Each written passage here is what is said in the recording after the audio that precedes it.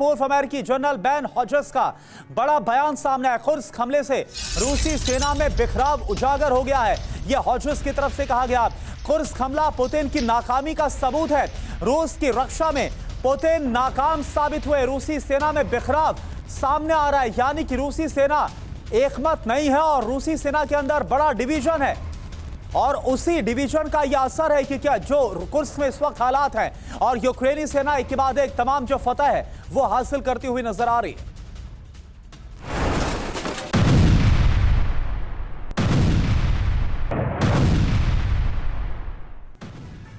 और आपको बताते हैं कि पूर्व रूसी जनरल बेन हॉजस ने क्या कहा है, यह आपके लिए जानना जरूरी है। दरअसल उनकी तरफ से कहा गया कुर्स्क में अटैक से युद्ध का नैरेटिव बदल गया है। जो कुछ हो रहा था एकदम हालात बदलते हुए नजर आ रहे। कुर्स्क ऑपरेशन से रूसी सेना में कलह साफ तौर पर उजागर होती है।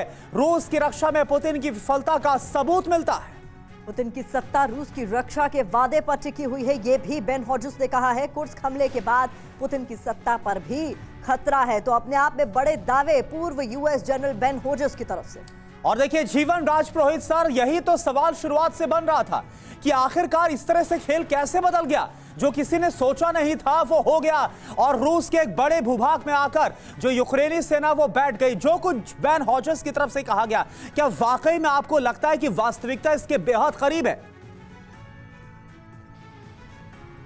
जी करुणा, बहुत अहम सवाल आपने किया है और इस सवाल को हमको गहराई में देखना पड़ेगा।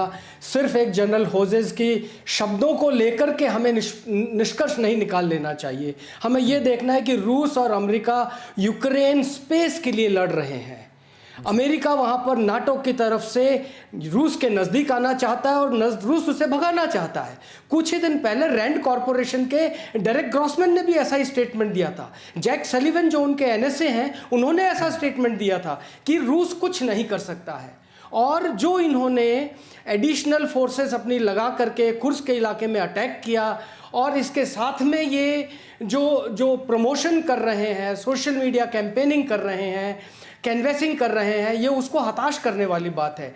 रूस की तरफ से कोई ऐसा स्टेटमेंट नहीं आया है, बल्कि आप ये देखिए कि रूस ने पोर्स्कोवस्क, न्यूयॉर्क और मेजोव, ये 3 शहर हैं जो कि जपोरिजिया के पास में डोनेस्क के इलाके में है, इन पर कब्जा कर रखा है, ऐसी खबर आ रही है। तो ये भी हो सकता है कि ईस्ट से डोनेस्क की तरफ से अब वो सुमी के साउथ में जाएं और वहां पर आकर के एक अटैक करने की कोशिश करें। अगर ऐसा होता है तो कुर्स्क से यूक्रेनी सेना को पीछे हटना पड़ेगा।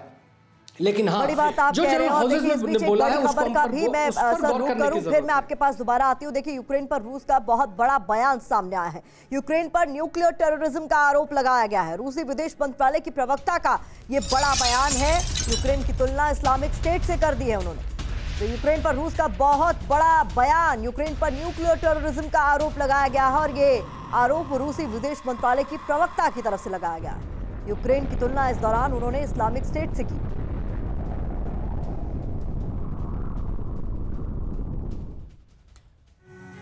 तो रूस ने यूक्रेन पर बेहद ही गंभीर और संगीन आरोप लगाए हैं। रूसी विदेश मंत्रालय की प्रवक्ता हैं जखारोवा ने स्पुतनिक को जो इंटरव्यू दिया, इसमें क्या कहा ये आप जरा देखिए। कीव आतंकी योजनाओं के तहत काम कर रहा है, ये उनकी तरफ से कहा गया। रिहायशी इलाकों को निशाना बनाना एक आतंकवाद है और साथ ही न्यूक्लियर पावर प्लांट पर हमला न्यूक टेररिज्म है।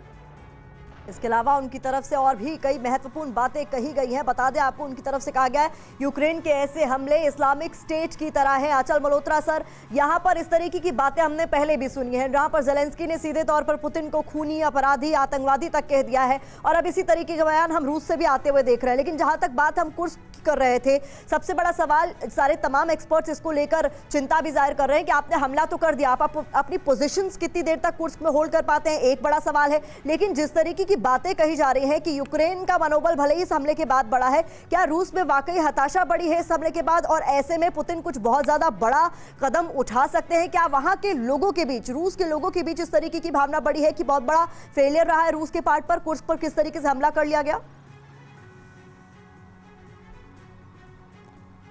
देखिए, ऐसी रिपोर्ट्स तो कोई आई नहीं है कि आम पब्लिक में इस बात को लेकर किसी भी किस्म की रिजेंटमेंट हुई है।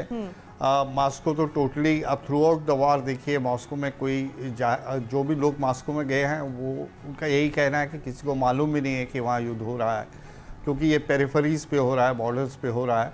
और इस पे जो नैरेटिव पुतिन ने बनाया है वो काफ़ी हद तक कामयाब रहा है, क्योंकि पुतिन का जो नैरेटिव है वो ये है कि अमेरिकन और नेटो वो जो है रशियन फेडरेशन की सिक्योरिटी को थ्रेटन कर रहे हैं और वो इसको बेच पाया है।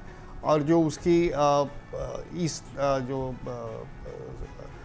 उसमें यूक्रेन में जो जिस जगह पे उन्होंने अपनी पोजीशन कंसोलिडेट की है वो भी एक किस्म से आम पब्लिक के लिए और फिर आम पब्लिक का वहाँ ज़्यादा ओपिनियन का मतलब भी नहीं है।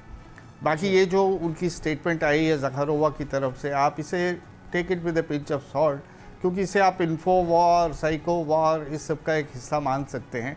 इस तरह की बातें दोनों तरफ से होती रहती है जब इस तरह के युद्ध होते हैं।